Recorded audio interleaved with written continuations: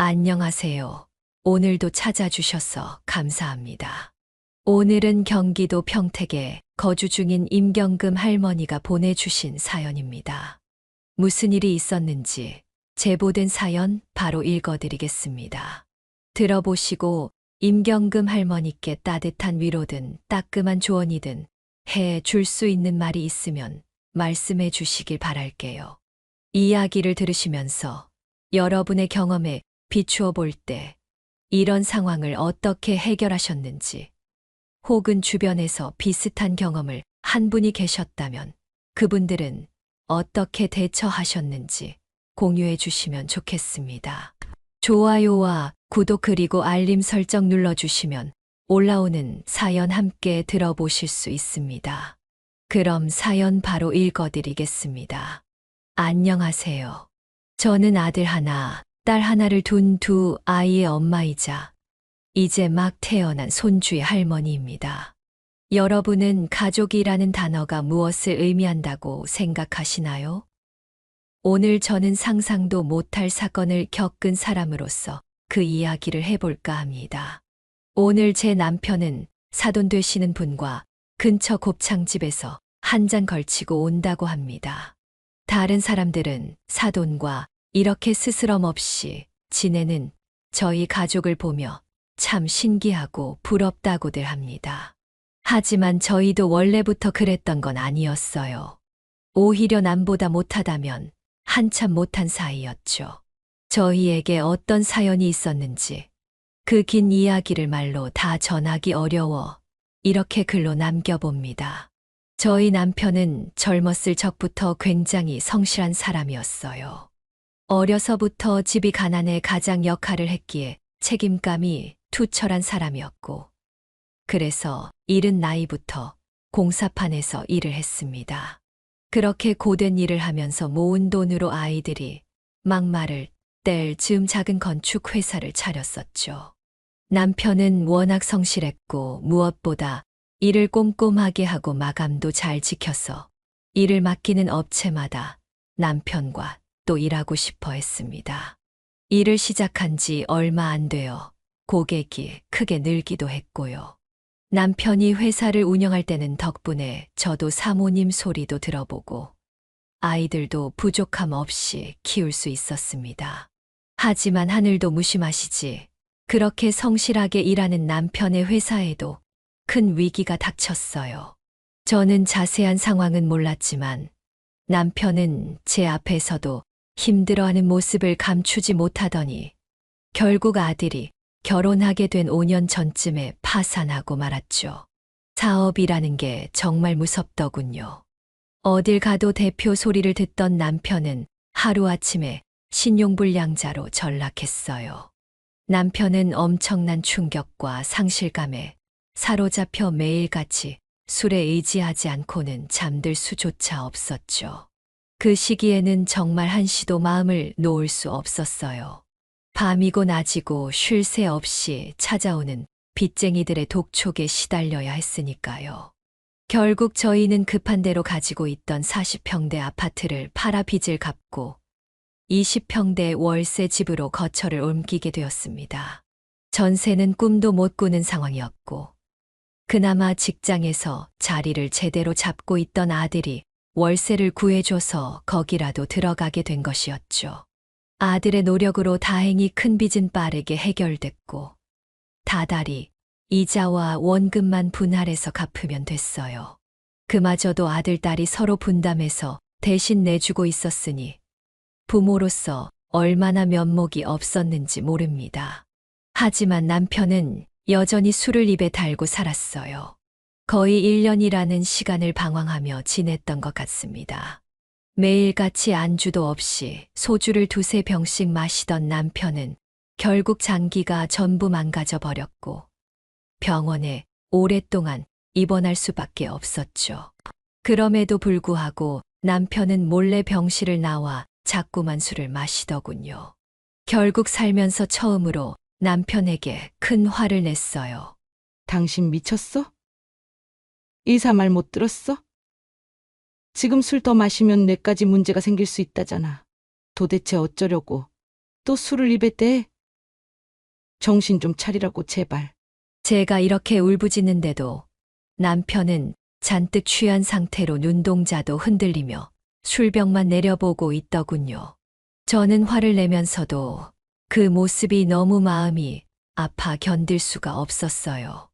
다음 날 아이들과 긴 의논 끝에 저희는 결국 남편을 알코올 중독으로 정신병원에 입원시킬 수밖에 없었습니다. 그러지 않으면 술을 끊을 리가 만무했고 남편의 몸은 더 크게 망가졌을 테니까요. 그 길만이 남편이 술을 끊는 유일한 방법이었기에 저희는 어쩔 수 없이 그런 결론을 내렸습니다. 안 간다고 크게 화를 내며 버티는 남편을 결국 병원에 데려다 놓는데 그 모습이 너무 보기 힘들더군요. 가슴이 갈기갈기 찢기는 것만 같았어요. 자식들도 정말 힘들어했고요. 가족들 앞에서 항상 멋있기만 하던 사람이 저렇게까지 비참해지다니 남편이 불쌍해서 잠도 잘 오지 않았죠. 그렇게 남편은 정신병원에서 3개월을 지냈어요. 저와 아이들은 틈만 나면 면회를 갔죠. 처음에는 하루가 멀다 하고 야위어가는 모습을 보이던 남편은 조금씩 적응하다가 이내 안정된 모습을 찾아가는 듯 했어요. 그렇게 3개월째 되는 날 남편은 제게 말하더군요. 여보, 나 여기 있으면서 정말 많은 걸 느꼈어. 나는 내가 평생 일구어온 사업이 한순간에 전부 무너지고 내 모든 걸 다 잃었다고 생각했었어. 그래서 죽을 만큼 힘들어서 술이 아니면 도무지 깨어있을 수가 없었지. 그런데 여기 와보니까 별의별 사람들이 다 있더라. 나처럼 술 때문에 인생 망가진 사람들, 도박 때문에 강제로 입원된 사람들, 우울증 걸린 사람들, 가족들한테 버림받은 사람들. 그래도 나는 인생의 실패자가 아니었더라고. 왜냐면 난 최소한 가족한테 버림받지 않았잖아. 당신도 애들도 일주일에 몇 번씩 면회 와서 이렇게 챙겨주는 가족은 나밖에 없었어. 다들 너무 미안해. 나 다시 한번 열심히 살아볼게. 부탁이야. 나 한 번만 더 믿어줘. 그 말을 듣고 저는 남편을 부여잡고 하염없이 울었습니다. 남편도 저를 안고 미안해, 미안해라는 말을 수없이 반복하며 눈물을 흘리더군요. 며칠 뒤 남편은 퇴원 수속을 밟고 다시 사회로 나오게 되었죠. 그렇게 다시 새 삶을 시작하게 된 남편은 약속한 대로 술은 입에도 대지 않고 정말 성실하게 일을 했습니다. 돈이 될 만한 것은 무엇이든 가리지 않았고 짬짬이 시간을 내어 전단지, 알바까지 했어요. 한때 사업체를 운영하던 대표였던 남편이 이제는 대리운전과 전단지, 알바생으로 180도 달라진 것이죠. 하지만 남편은 늘 편안하고 여유로운 모습이었고 저는 그런 남편의 모습이 오히려 좋았습니다. 솔직히 길거리에서 나눠주는 전단지를 곱게 가져가는 사람이 몇이나 될까요? 하지만 남편은 수많은 거절에도 친절하게 안녕하세요 하고 인사를 건네며 미소를 잃지 않더군요. 오히려 어떨 때는 사업할 때보다 행복해 보이는 것도 같았다니까요.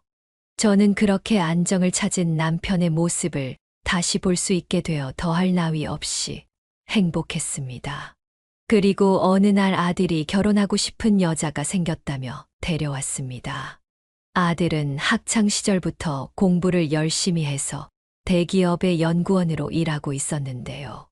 아들이 데려온 여자는 자신의 아버지 회사에서 일을 하는 사업가 아버지를 둔 아이라고 하더군요. 아들, 그래. 그 회사 직원은 얼마나 되니? 한 100명 정도 있는 것 같아요. 그러면 그냥 회사도 아니고 거의 중견 기업인 셈이구나. 아들은 걱정하지 말라며 엄마, 아버지가 불편해할 아이가 아니라고 저희를 안심시켰지만 너무 집안 차이가 나니 저희도 모르게 걱정이 앞설 수밖에 없었어요. 그런데 아들의 말이 맞더라고요. 며느리를 처음 본 순간 순식간에 오해나 불안감이 싹 사라지게 되었거든요. 안녕하세요. 어머니, 아버님. 저는 신보람이라고 합니다. 말투도 너무 점잖고 얌전하거니와 거의 꾸미지 않은 화장기 없는 얼굴임에도 단아한 분위기가 나더라고요. 깔끔한 바지 정장을 입고 왔는데 그 모습도 너무 예뻤고 행동 하나하나가 예의 바른 게 느껴졌어요. 들고 온 과일 바구니도 미리 아들을 통해 들은 것인지 저와 남편이 좋아하는 것들로만 가득 채워왔더군요. 며느리는 제가 상을 차릴 때도 어머님, 저도 같이 도울게요. 뭘 이렇게 많이 준비하셨어요? 이것만 상으로 옮기면 되죠? 제가 할게요. 어머니 앉아 계세요. 하며 스스럼 없이 나서질 않나 알아서 밥솥에서 밥도 척척 퍼면서 오빠, 밥 많이 먹을 거지? 나 배고파. 알았어. 오빠는 고봉밥으로 퍼다 줄게. 아버님, 이만큼 괜찮으세요? 자연스럽게 한 명씩 배려하는 모습도 보여주었어요. 시댁에 처음 인사드리는 자리에서 웬만해서 며느리가 그러기 쉽지 않았을 텐데 싹싹하게 구는 모습이 마음에 쏙 들더라고요. 저희 남편한테도 어찌나 예의 바르게 구는지요. 저희는 화기애애하게 자리를 마쳤고 당연히 결혼을 허락할 수밖에 없었습니다. 상견례 날 저희는 그 전부터 굉장히 긴장을 했어요. 남편과 서로 둘만 보고 살 때야 형편이 어떻든 그저 하루하루 행복하게 살아갈 수 있었는데 아들이 장가 가려는 집 어른들을 만난다고 하니 여간 신경 쓰이는 것이 아니더라고요. 당신은 회색보다는 여기 곤색이 더 잘 받아. 몇천 원 비싸더라도 이걸로 해요. 이참에 구두도 새로 장만합시다. 어차피 결혼식 때도 필요하니까. 남편은 정말 오랜만에 새 양복과 구두까지 싹 다 장만했어요. 정말 위아래로 쫙 빼입었죠. 저 역시 다 낡아버린 화장품들을 버리고 새 화장품으로 정말 몇 년 만에 진한 화장을 했습니다. 이때는 자식의 결혼식이 처음이기도 했고 또 상대 집안이 워낙 잘 사는 집안이라 그런지 아무래도 긴장이 안 될 수가 없더라고요. 남편도 여유 있는 모습은 사라지고 얼굴이 경직되어 있더군요. 하긴 부모 마음이야 다 똑같으니까요. 아들 혼수도 제대로 도와주지 못하는 마당에 적어도 자식 얼굴에 먹칠하지 않기 위해 노력했죠. 그렇게 고급 한정식 집에서 상견례를 하게 되었습니다. 저희가 먼저 도착해 있었고 잠시 후 사돈 집안이 들어왔는데요. 사돈 어른을 처음 봤을 때 깜짝 놀랐답니다. 풍채가 산만한 분이었는데 키도 180cm 넘는 듯했고 덩치가 엄청나더라고요. 반면 안사돈은 굉장히 날씬했는데 화장이 상당히 진했어요. 그리고 그 나이에 젊은 사람들이 입는 것 같은 짧은 치마에 뾰족 구두까지 신고 왔더라고요.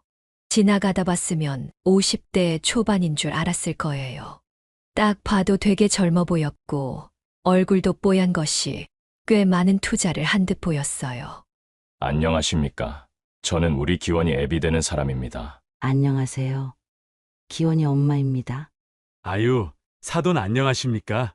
만나 뵙게 돼서 너무 반갑습니다. 두 분 실제로 만나 뵈니 우리 사위가 얼마나 훌륭한 분들 밑에서 자랐는지 바로 알겠네요. 여기까지 이렇게 와주셔서 감사합니다. 와주셔서 감사하다고 진심을 담아 감사를 표하는 사돈의 모습에 벌써부터 두 분의 인격과 인성이 대단하시구나 하고 알 수가 있었어요. 역시 예의 바르고 싹싹한 며느리가 사돈의 모습을 쏙 빼닮은 것이었구나 싶었죠. 요즘에는 이런 인재가 없어요. 아드님은 대화를 나누다 보면 타고난 리더로서의 자질이 보입니다. 제가 사업하면서 많은 사람들을 봐왔지만 정말 아까운 인재예요. 사돈 어른은 우리 아들을 정말 입이 마르도록 칭찬했어요.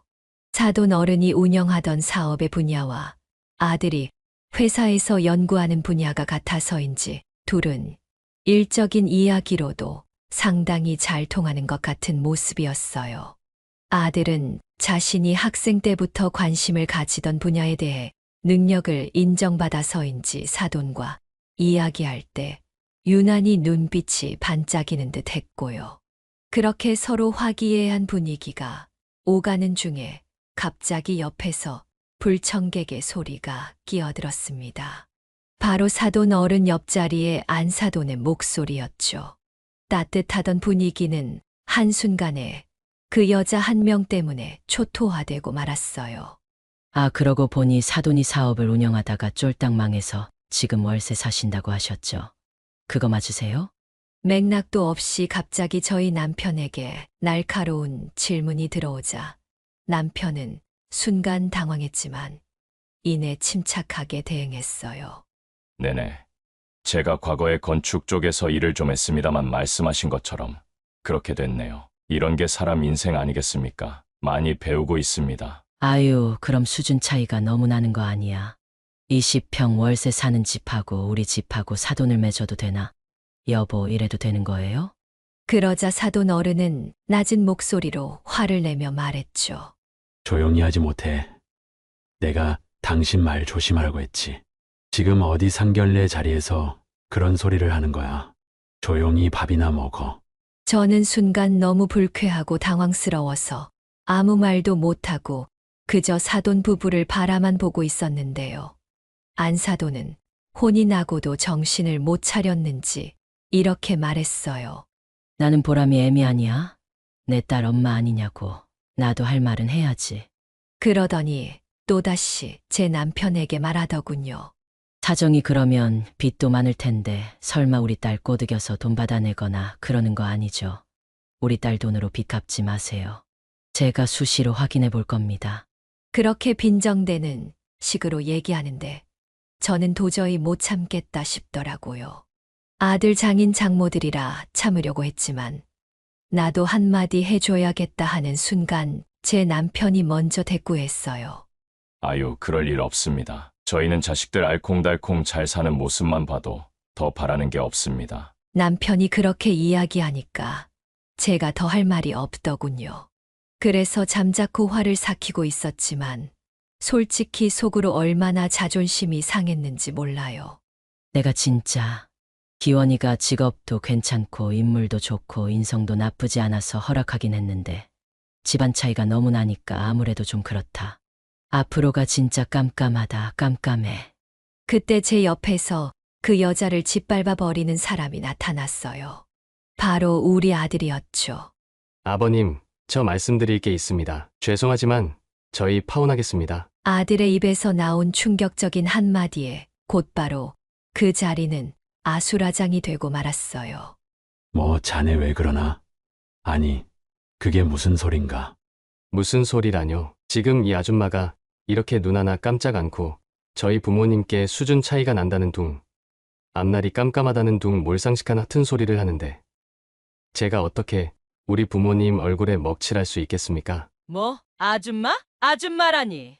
아줌마죠. 분명 조금 전까지는 어머님이었지만 어머님이 어머님다워야 저도 그렇게 불러드릴 것 아닙니까? 요즘 세상이 어떤 세상인데 사람을 그렇게 비하하고 우습게 만드냐 말입니다. 그것도 결혼을 약속하는 자리에서 이렇게 대놓고요. 아줌마는 잘나신 남편분 운 좋게 만나서 지금까지 얼굴에 돈 처발라가면서 살고 있는 거 아니었어요? 그런 주제에 성실하고 정직하게 살아오신 저희 부모님 비하할 자격 있습니까? 뭐? 너 지금 말 다 했니? 맞잖아요. 제가 틀린 말한 거 있습니까? 아무튼 저는 아줌마 같은 인성 가진 여자랑 한가족 되고 싶은 마음 추호도 없으니까 이 결혼 그냥 없겠습니다. 보람아, 미안하다. 오빠 갈게. 아들은 그렇게 안사돈의 코를 납작하게 해주고는 저희 손을 잡고 그 자리를 아예 나와 버렸어요. 솔직히 저는 아들이 요목조목 안사돈의 개념 없는 말들을 반박해 주니까 속이 다 시원하더라고요. 저희가 나와 버리자 며느리는 오빠 이렇게 가버리면 어떡해? 오빠. 하며 애타게 아들을 불렀고 이런 반응은 예상하지 못했는지 안사돈은 놀란 목소리로 자네 진짜 가는 거야? 이봐, 가지마. 내가 미안하네. 가지마. 라며 그제야 사과 같지도 않은 사과를 하더군요. 하지만 아들은 뒤도 돌아보지 않았고 저도 군소리 않고 아들을 따라갔습니다. 똑같이 뒤도 안 돌아보고요. 저도 더 이상 참기 어려울 만큼 자존심이 많이 상한 차였거든요. 그리고 정말로 아들은 예식장이고 스튜디오고 전부 취소해버렸습니다. 그렇게 아들의 결혼은 없던 일이 되는 줄 알았는데요. 일주일 뒤 사돈이 직접 우리 집으로 찾아오셨습니다.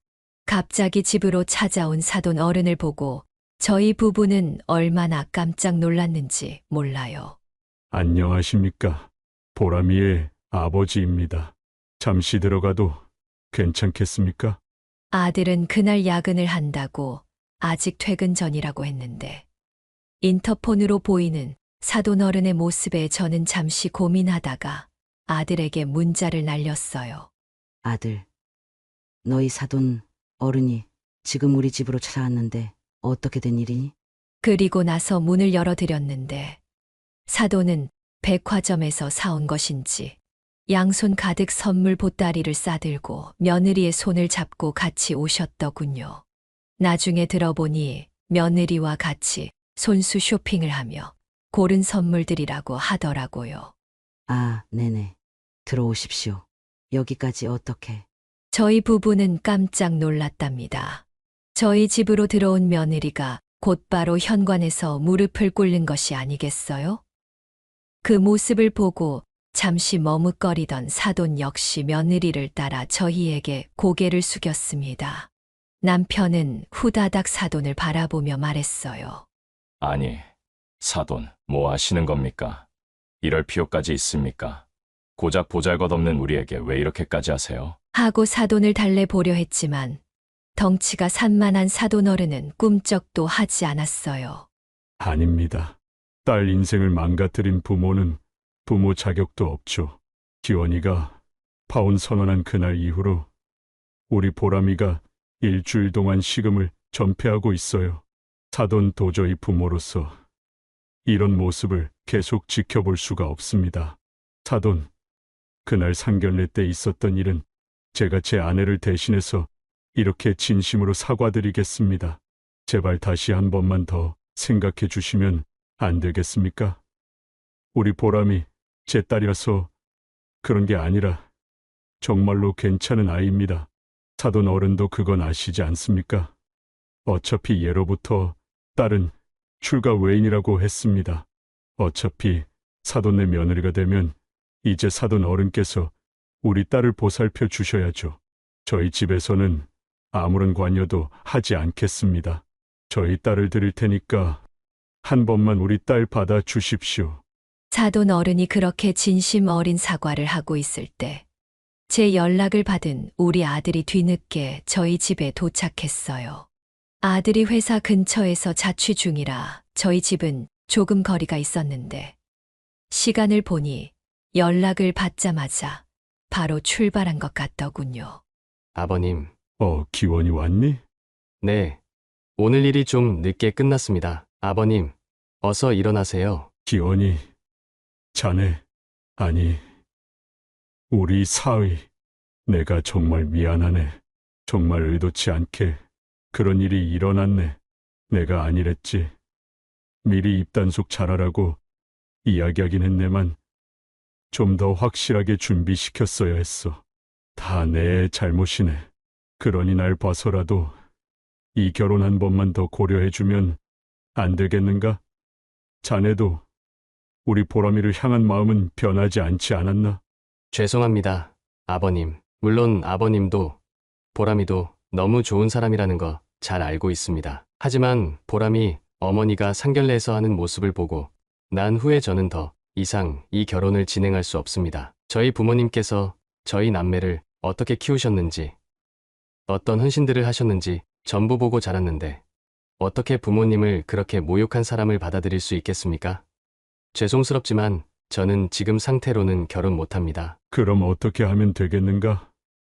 어떻게 하면 자네 마음이 풀리겠는가?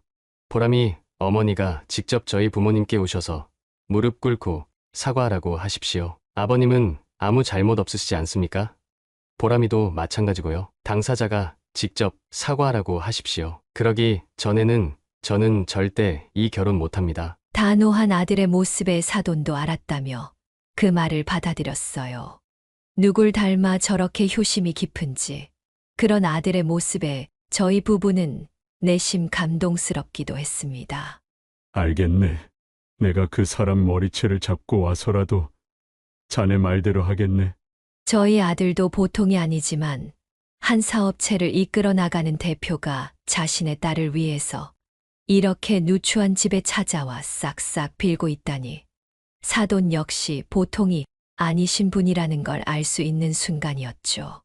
웬만한 대인배가 아니고서는 자신들보다 한참 가난한 집에까지 와서 고개를 조아리는 게 쉽지 않지 않나요?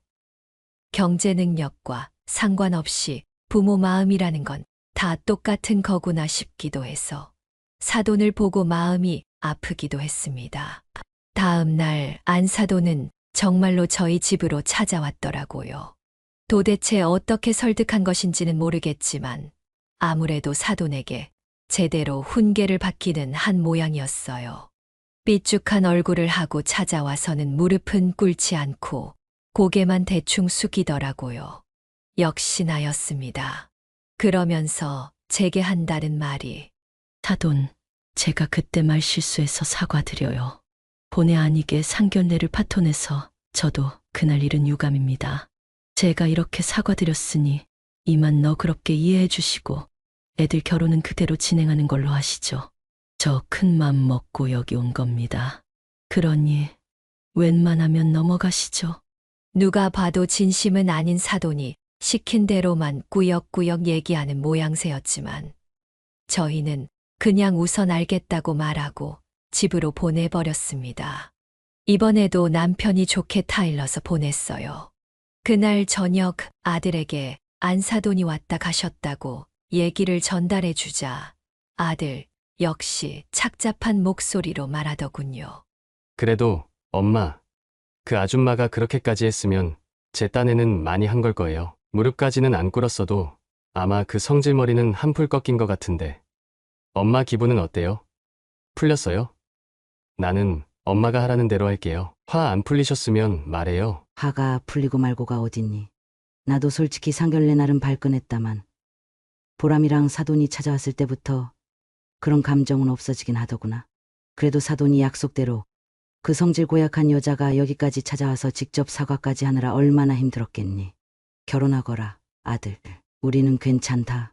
알겠어요. 엄마, 고마워요. 앞으로도 저희 살면서 부모님께 더 잘해드릴게요. 다시는 엄마, 아버지 욕보이게 하는 사람, 그 누구라도 용서 안 할 테니까 걱정하지 마세요. 저희가 제대로 효도하고 지켜드릴게요. 아들은 정말로 그렇게 할 아이였어요. 그 마음이 얼마나 고맙던지요. 그리고 어른들끼리의 불미스러운 일 때문에 서로 좋아하는 아이들이 얼마나 마음고생이 심했겠나 싶어 괜히 미안하기도 하더라고요. 그렇게 제 아들과 보람이는 결혼식을 치르게 되었습니다. 신랑 신부 모두 얼마나 멋지고 아름다웠는지 몰라요. 그리고 결혼식을 마치고 나서 사돈이 우리 기원이에게 그렇게 잘해준 이유를 알게 되었습니다. 사돈께는 딸만 둘이었는데 보람이는 회사 내에서 일을 곧잘 했지만 높은 직급으로 올라가길 부담스러워했고 보람이 언니 되는 사람은 아예 다른 진로에서 자리를 잡은 상태였더군요. 그래서 가족 내에서는 회사를 믿고 맡길 사람이 없었는데 마침 우리 기원이가 딱 자신의 후계자에 걸맞았던 거죠.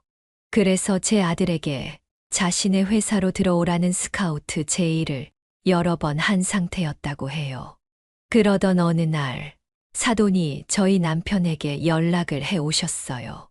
자주 가는 단골 가게가 있는데 음식이 신선하고 좋다며 술 한잔 하지 않겠냐고요. 고급 한정식 집이니 저도 시간 되면 같이 나오라고 하시더군요. 저와 남편은 혹시 아들 일 때문인가 싶었는데 사돈의 입에서 나온 말은 정말 뜻밖이었죠. 사돈, 혹시 요즘 어떤 일을 하고 계시는지 여쭤봐도 될까요? 요즘에는 대리운전 일만 하면서 간간히 전단지 돌리는 일만 하고 있습니다. 이제 나이가 더 드니 몸 쓰는 일은 영 못하겠더군요. 아무래도 저희 나이에는 조심하시는 게 좋죠. 잘 하셨습니다. 그런데 혹시 제가 부탁 하나만 드려도 괜찮겠습니까? 일단 한 잔 받으시죠. 도대체 무슨 부탁이시길래 이런 고급진 음식을 대접하면서 저렇게 뜸까지 들이시나 싶었는데 사돈이 말을 이어갔습니다. 이번에 저희 건물 주차 관리인 한 분이 갑자기 일을 그만두시게 되셨거든요. 그래서 자기가 하나 비는데 요즘 믿을 수 있는 사람 구하기가 어찌나 힘들던지요. 사돈께서 혹시 괜찮으시다면 그 관리직을 맡아 주실 수 있을까요? 그래만 주신다면 제가 다른 직원보다 급여는 1.5배로 더 쳐드리겠습니다. 저희 부부는 어안이 벙벙했어요. 이건 오히려 저희가 큰 도움을 받는 것인데도 일부러 저희에게 부탁한다는 표현을 써가면서 도움을 주시는 사돈의 깊은 배려에 얼마나 고마웠는지 모릅니다. 남편 역시 떨리는 목소리로 관리직인데 제가 해도 되는 겁니까? 라고 물었어요. 그럼요. 사돈께서 해주시면 저야 너무 감사하죠. 사돈처럼 사회 경험이 풍부하신 분께서 맡아주시는 게 저희로서도 감사한 일인걸요?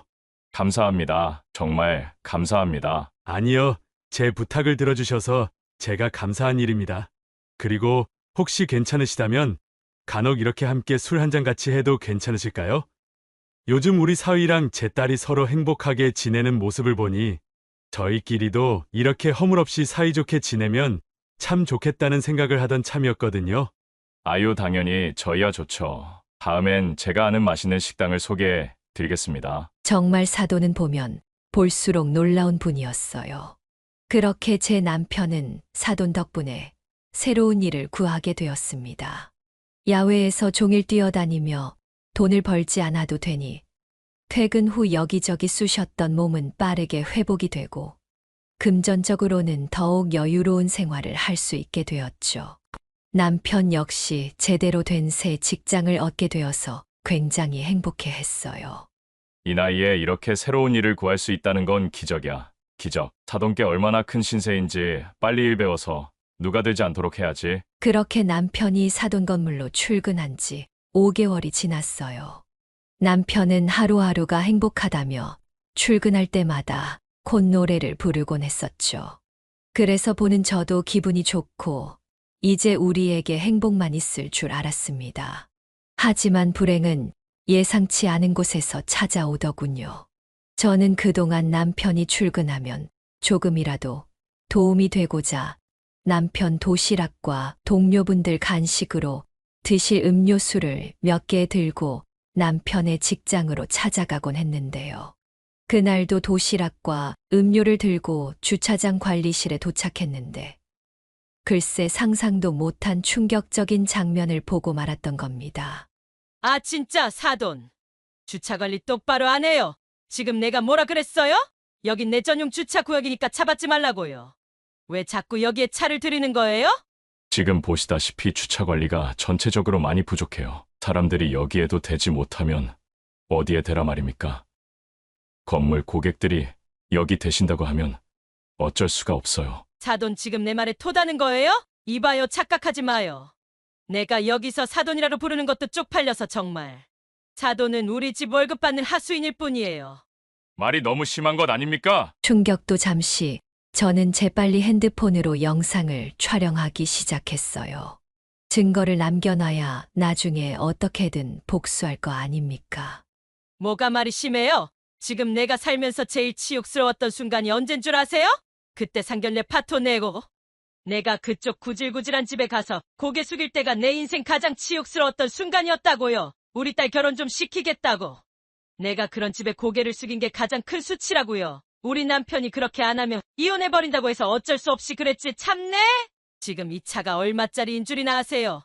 이게 2억짜리예요. 당신이 숨만 쉬면서 45년 동안 꼬박 벌어도 살까 말까 한 차라고. 그런 차에 기스라도 나면 당신 책임질 거예요. 뭘 잘 알지를 못하면서. 아유, 재수가 없으려니까. 한 번만 더 내 주차 자리 안 빼놓으면 잘라버릴 테니까 정신 똑바로 차려요. 똑바로, 알겠어요?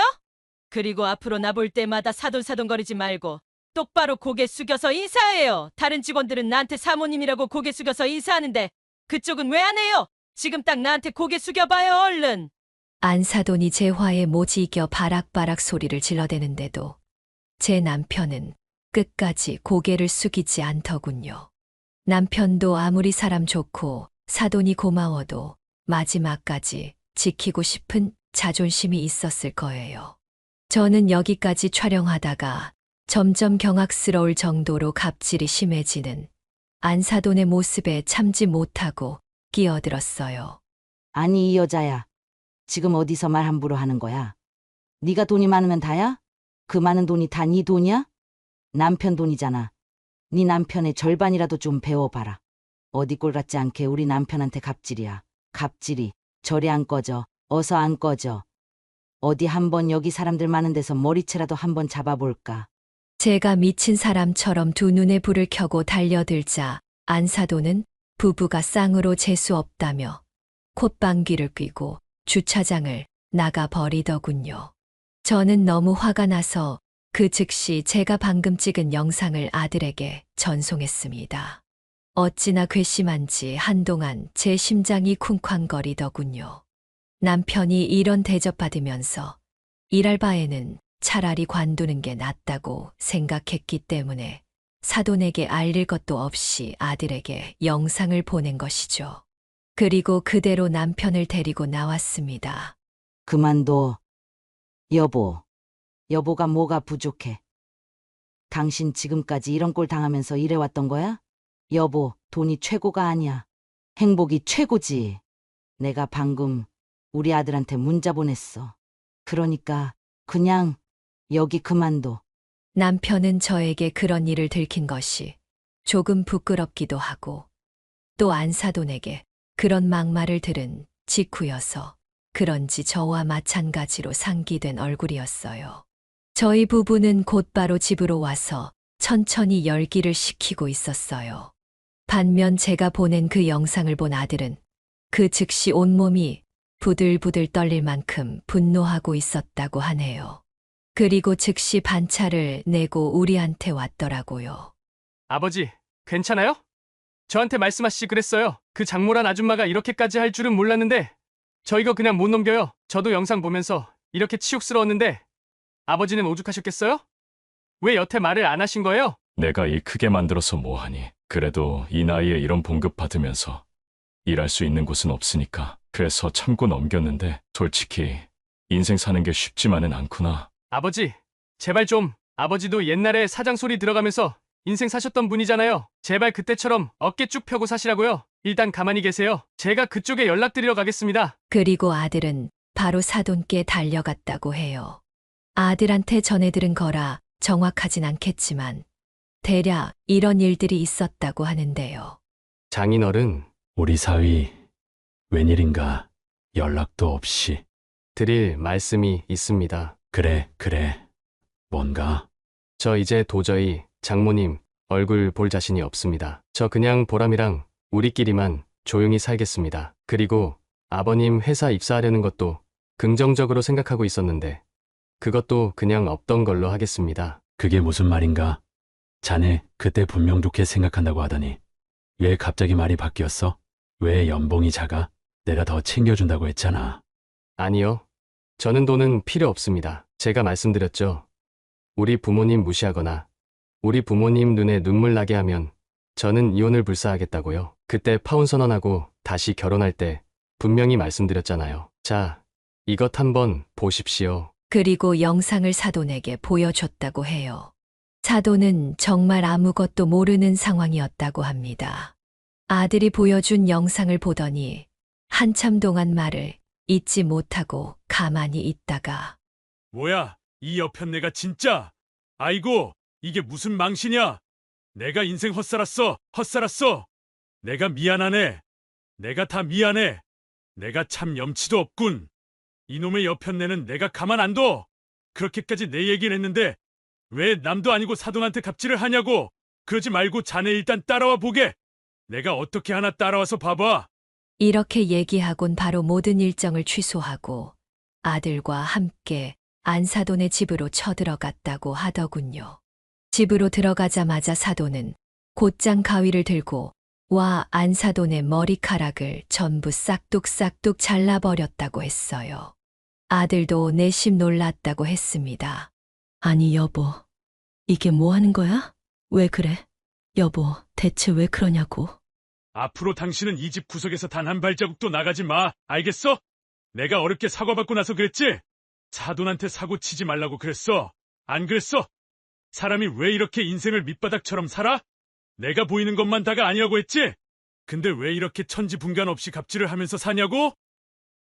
지금 이 영상 봐. 이거 뭐야? 어머, 이게 뭐야? 이 영상 이거 불법 촬영 아니야? 불법 촬영?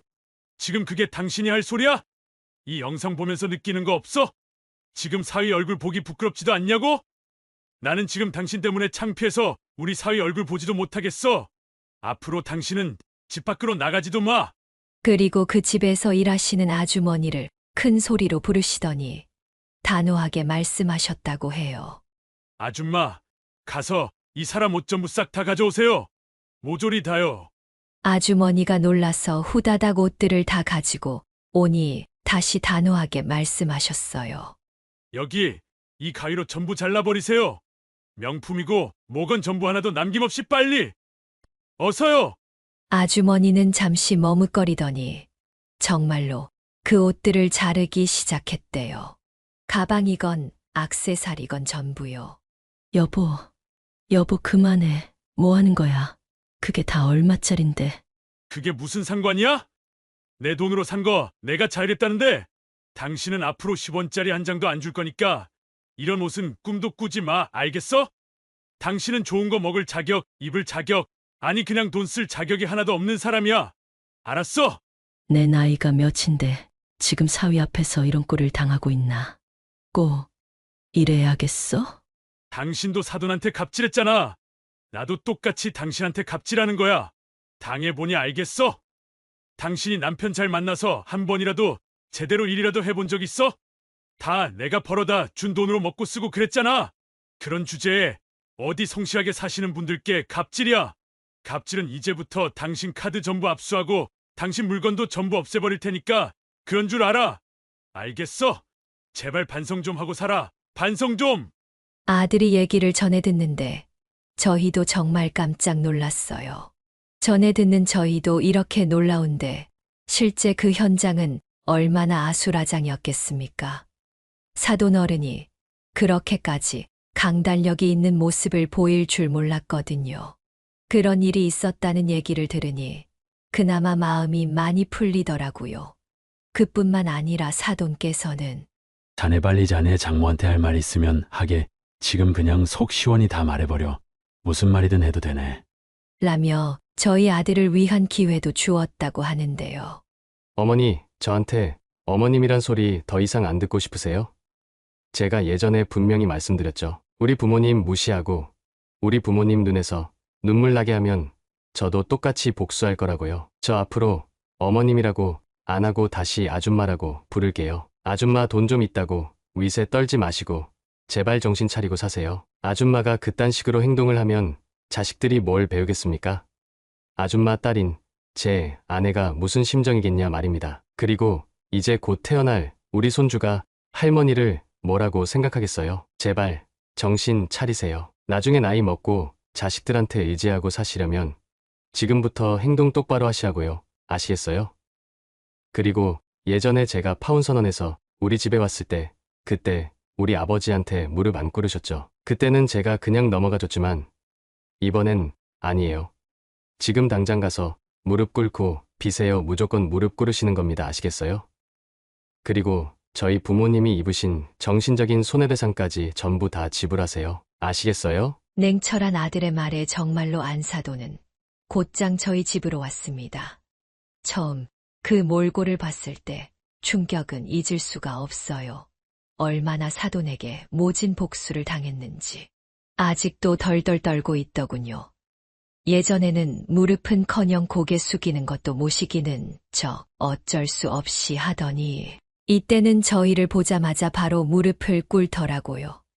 남편을 향해 손이 발이 되도록 빌면서 말입니다. 사돈 정말 죄송합니다. 제발 용서해 주세요. 제발요. 제가 다 잘못했습니다. 제가 두 분 정신적 피해 보상까지 전부 다 하겠습니다. 죄송합니다. 죄송해요. 그런데 그때 저희 남편이 보여준 행동이 정말 놀라웠어요. 참 바보 같았습니다. 보통 이런 상황이면 당신 뭐냐며 큰 호통을 치게 되지 않나요, 저였다면. 그래, 혼 좀 나아보니 어때, 당신 앞으로 나한테 더 이상 갑질하기만 해봐 하며 으름장을 놓았을 것 같은데요. 하지만 저희 남편은 달랐습니다. 같이 무릎을 굽혀 안사돈의 손을 잡아주더군요. 오늘 많이 힘드셨죠? 지금 보아하니 사돈한테 제대로 당하신 것 같은데 힘드셨죠?